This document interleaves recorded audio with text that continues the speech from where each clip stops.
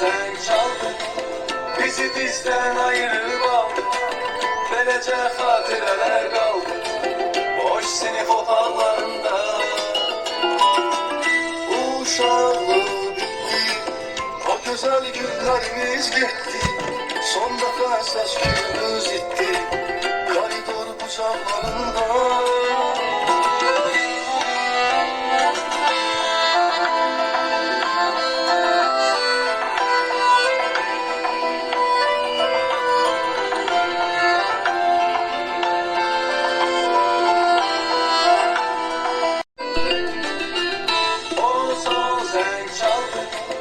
Bizi bizden ayırıp aldın, beləcə xatirələr qaldı boş sinif otaqlarında.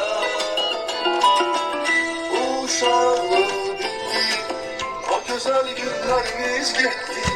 Son dəfə səs günümüz itdi koridor bucaqlarında.